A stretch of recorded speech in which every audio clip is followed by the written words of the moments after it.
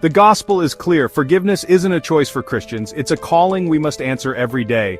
It's a command from Jesus himself. He taught us to love our enemies and pray for those who hurt us. This isn't a suggestion but a core teaching. Forgiveness is the foundation of our faith. Why? Because Jesus' entire mission was about forgiveness. He came to show limitless love. He came to bring us back to God, to break the chains of sin. Through forgiveness, we're freed from the burdens of the past, and that reconciliation begins with forgiveness. Without forgiveness, there's no real peace. Think about the Lord's Prayer. This prayer reminds us how important forgiveness is in our daily lives. We ask God to forgive our mistakes, just as we forgive those who have wronged us. Notice how these two are connected. It's an inseparable link. Our forgiveness of others is directly related to receiving God's forgiveness. It's a reflection of God's boundless love. This isn't a punishment, but a reflection of reality. We're called to live in love and forgiveness. We can't receive what we're not willing to give. Forgiveness goes both ways. This connection between God's forgiveness and our forgiveness is crucial. It's the heart of the gospel message. It's not about earning our way to heaven by forgiving others. It's about living in love and mercy every day.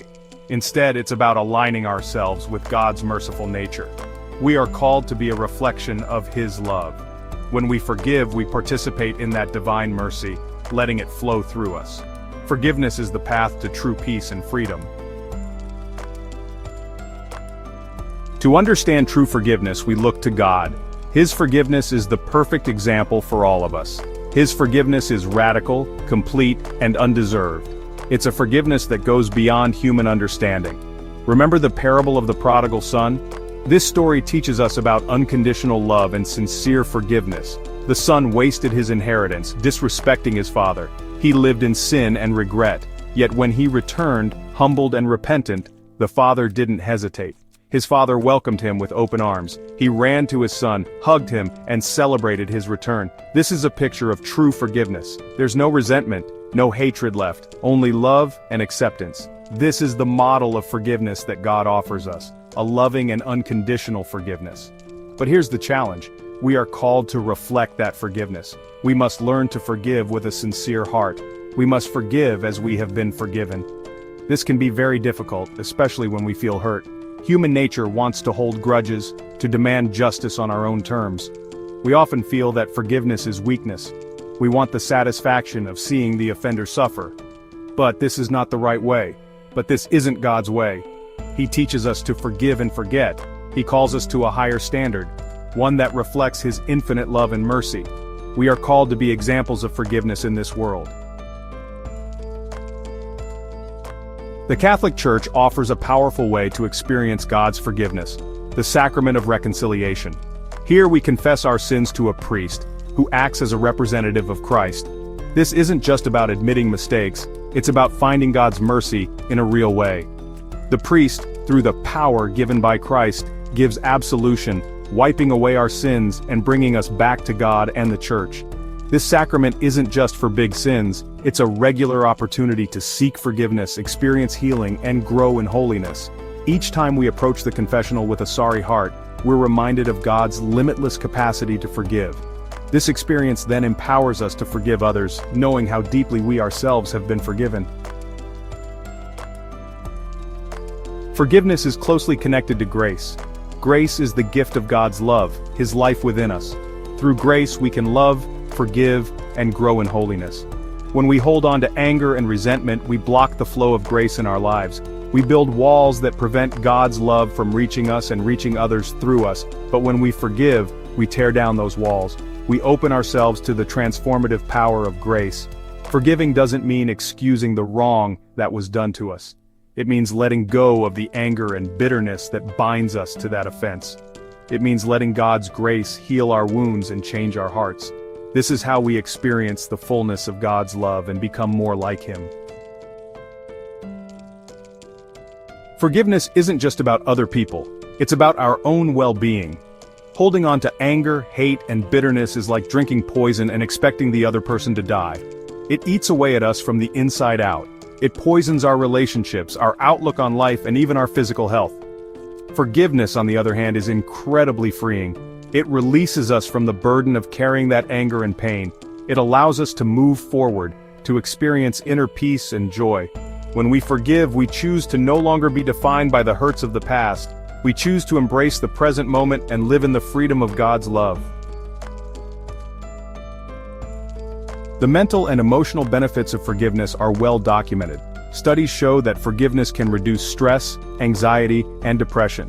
It can improve the quality of our sleep, boost our immune system, and even lower our blood pressure. When we hold on to anger, our bodies are in a constant state of stress.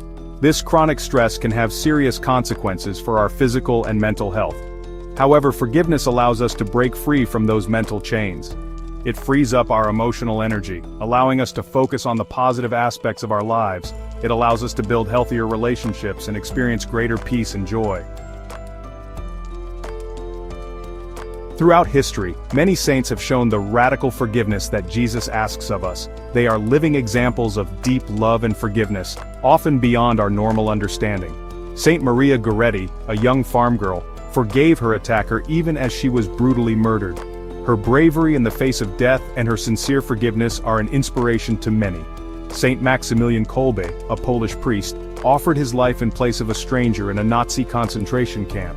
His heroic and loving act shows the power of sacrifice and forgiveness in the most terrible situations. These amazing acts of forgiveness might seem impossible to copy. However, they remind us that forgiveness is a calling we can strive for every day. However, these acts serve as a powerful reminder of the transformative power of God's grace. This grace can change even the hardest hearts and bring true peace. They show us that forgiveness is possible even in the most difficult circumstances. In every small act of forgiveness, we reflect God's love. We may never face such extreme situations, but we can be inspired by their examples. Every day, we have the opportunity to forgive and mend our relationships with others. We can strive to cultivate the same spirit of forgiveness in our own lives, knowing that with God's grace, all things are possible.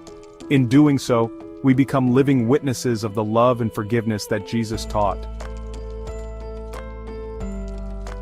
Forgiveness isn't a one-time thing, it's a daily choice. It's a process that takes patience, persistence, and a willingness to let go. There will be times when we feel like we just can't forgive. The pain is too sharp, the wounds too deep. In those moments, we need to turn to God in prayer. We need to ask for the grace to forgive, even when we don't want to. Remember, forgiveness is a gift we give to ourselves just as much as we give it to others.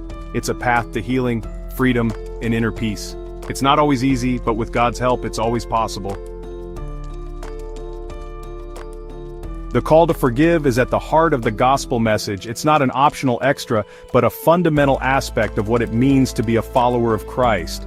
It's a journey that requires us to confront our own brokenness, embrace God's mercy, and extend that same mercy to others. It's a lifelong process, one that will challenge and refine us, but ultimately lead us to greater freedom, joy, and love. As we strive to forgive as we have been forgiven, we participate in the very heart of God's love, transforming ourselves and the world around us.